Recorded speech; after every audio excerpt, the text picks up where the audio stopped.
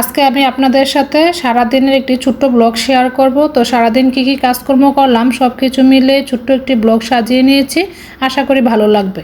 Hello everyone, আসসালামু আলাইকুম, welcome to my another new blog. তো গতকাল রুটি শেষ হয়ে গিয়েছিল, তো আমি তো সব সময় বেশি করে রুটি একবারে বানিয়ে রেখে দিই 3-4 দিনের।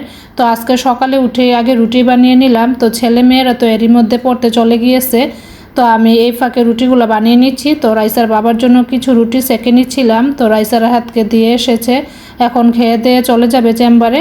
তো আমি রুটি সেঁকে নিচ্ছি আর বাকি রুটিগুলো আমি ফ্রিজে রেখে দেবো। এখন রুটি শেষ হয়ে গেলে আমি বক্সটা ধুয়ে ভালোভাবে ফ্যানের নিচে শুকিয়ে নিই, তারপরে নিচে একটা টিস্যু দিয়ে দিই প্রথম, তারপরে আস্তে আস্তে রুটিগুলো রেখে দিই সবগুলো, তারপরে উপরে আমি আরেকটা টিস্যু দিয়ে দিব, দিয়ে ফ্রিজে রেখে দিব। তো এইভাবে কিন্তু 3 থেকে 4 দিন এইভাবে রুটি খাওয়া যায় রেখে।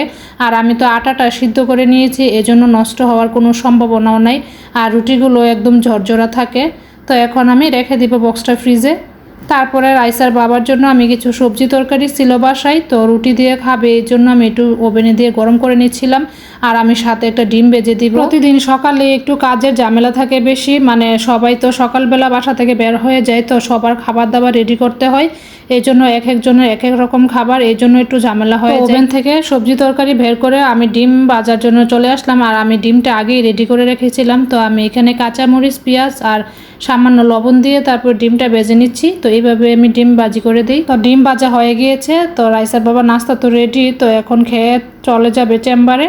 তো যে দিয়ে দিলাম, তো সাথে সবজিও দিয়ে দিলাম। তো ওকে বিদায় করে আমিও নাস্তা খেয়ে নিলাম। তারপরে দুপুরে রান্না বান্না রেডি করতে চলে আসলাম। তো আমি আজকে পাট শাক রান্না করব। তো গতকালকে আমি স্কুল থেকে আসার সময় পাট শাক কিনে নিয়ে আসছিলাম, তো পরিষ্কার করে রেখে দিয়েছিলাম ফ্রিজে। তো আজকে ফ্রিজ থেকে নামিয়ে নিয়েছি, এখন ভালোভাবে ধুয়ে নিতে হবে।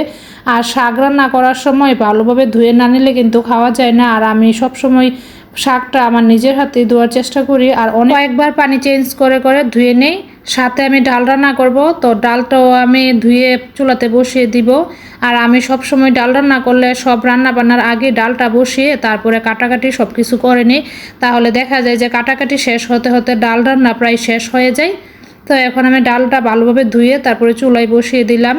তো এখন চুলাটা ধরিয়ে দিব। চুলায় ডাল বসিয়ে আমি চলে আসলাম বাসা, একটু গুছিয়ে নিব বিছানাপত্রগুলো। আর বাসার বিছানা চাদরগুলো একটু ময়লা হয়ে গিয়েছে, তো ভাবলাম যে সবগুলো বিছানা চাদর একটু চেঞ্জ করে নিব। তো এই যে আমি কিন্তু সবগুলো চাদর বিছিয়ে নিয়েছি। আর যত যাই হোক, আমার বাসা গুছানো না থাকলে একদমই ভালো লাগে না। বাসাটা গুছানো থাকলে আমার সব কাজকর্ম করতেও কেন জানি খুবই ভালো লাগে। তো এই জন্য সবার আগে কিন্তু আমি চেষ্টা করি আগে বাসা গুছিয়ে নিতে, তারপরে অন্যান্য কাজকর্ম করে নিই। তো সবগুলো বিছানা চাদর বিছিয়ে নিয়েছি। তো এখন আমি রান্না করতে চলে যাব রান্নাঘরে। আর আজকে বেশি কিছু রান্না করব না, খুবই শর্টকাট কিছু রান্না করব। তো পাট শাক রান্না করব, আর ডাল রান্না করব, আর হচ্ছে মুরগি দিয়ে জালি কুমড়া দিয়ে রান্না করে নিব। আর ডাল তো আমি প্রথমে বসিয়ে দিয়েছি, তো এর মধ্যে কিন্তু ডাল সিদ্ধ হয়ে গিয়েছে। আর এই যে আমি এখানে মুরগিটা কেটে ভালোভাবে ধুয়ে নিয়েছি। তো আমি এই যে এই জালি কুমড়াটা দিয়ে রান্না করব। আর একদম কচি ছিল, এই যে দেখেন একদম ফুলটাও কিন্তু এখনও রয়ে গেছে।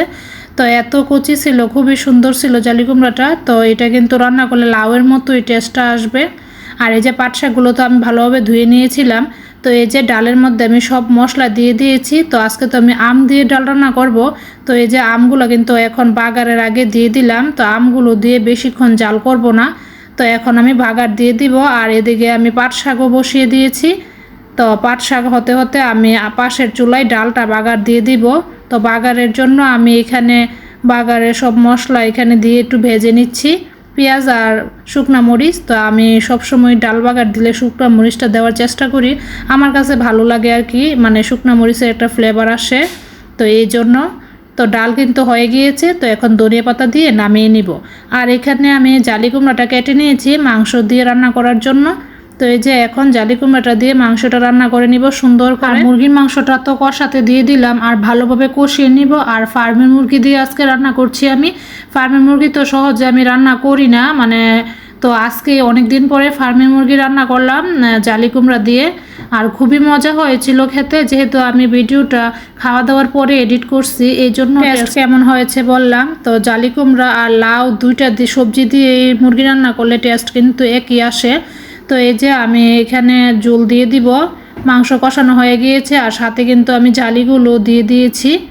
তো তো এখন ভালোভাবে নেড়েচেড়ে ঢাকনা দিয়ে ঢেকে দিব। তো রান্না হওয়া পর্যন্ত অপেক্ষা করব। আর আমি কিন্তু জালি কুমড়াগুলো লবণ আর হলুদ দিয়ে ভেজে নিয়েছি কিছুক্ষণ, একদম সফট হয়ে গিয়েছে। আর আমি কিন্তু পানিটাও গরম করে দিয়েছি, তো এই জন্য কিন্তু রান্না হতে বেশি সময় লাগবে না। আর তো এই যে রান্না কিন্তু হয়ে গিয়েছে, যেহেতু জালিগুলো আমি আগে ভেজে দিয়েছি এই জন্য খুবই অল্প সময়ে রান্না হয়ে গিয়েছে। তো এই যে রান্না বান্না শেষ, তো আমি আজকে পাট শাক ভাজি করলাম, তারপরে এখানে জালি কুমড়া দিয়ে মুরগি রান্না করলাম, আর হচ্ছে এই যে আম ডাল রান্না করলাম। তো এই ছিল আজকে রান্না বান্না। তো খাবার তো সব রেডি করে নিয়েছি টেবিলে। তো এই যে এদিকে হচ্ছে রাইসার বাবা শাক খাওয়ার জন্য বোম্বাই মরিচ কেটে নিচ্ছে। তো আজকের এই ছোট্ট ব্লগটি এই পর্যন্তই। আশা করি আপনাদের ভালো লেগেছে। তো সবাই ভালো থাকবেন, সুস্থ থাকবেন। আল্লাহ হাফেজ।